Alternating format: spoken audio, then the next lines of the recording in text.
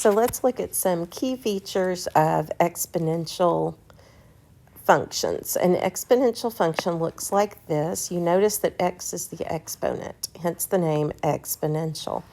You've got two numbers here. The first one, the a, is your y-intercept. So your y-intercept is 0, a, whatever a is. B is your factor. Your factor is what you're multiplying or dividing by.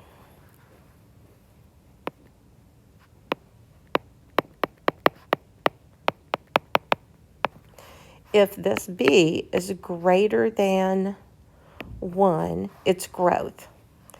If the b is between 0 and 1, it's decay. So what's between 0 and 1? That would be decimals and fractions. X is always the exponent.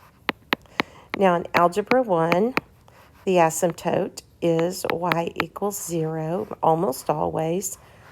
That's that imaginary line that the function never touches.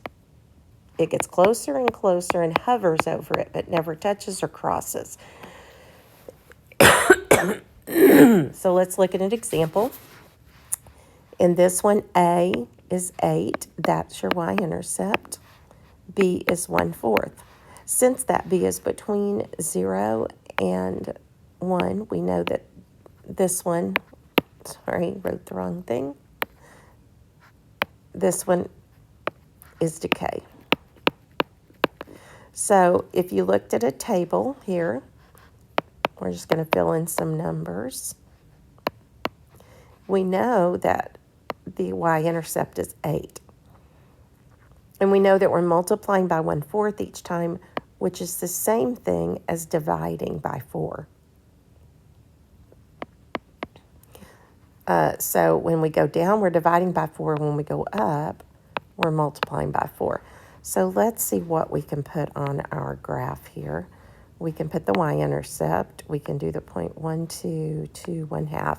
So this one's decay. It should start high and then shoot down real fast and hover over 0. Let's look at this one here. A is 3. That's your y-intercept. Your factor is also 3. That's bigger than 1, so it means it's growth. We're multiplying by 3 every time. So if we're multiplying by 3 every time, we've got 9, 27. Let's see, 27 times 3 is 81. Then you've got, you're dividing by 3 as you go backwards. So we're going to, this one I said was growth because the B is bigger than 1. So this one's going to start small and then shoot up real fast. So what's the A value on this one is 3, which means the y-intercept is the 0.03. The B is also 3. Domain is all real numbers because it goes forever. Here's your asymptote, which makes the range y greater than 0. The asymptote and the range are going to have the same boundary, the same number. It's just that the range stays above that line, so it's greater. The asymptote is that line. Let's look over here at, let's look at a decay. Let's look at this one. A is 3, which makes your y-intercept 0.3. B is 1/2. That means it's decay, right? Because that is between 0 and 1. Domain, range, and asymptote are pretty much going to stay the same for all of these.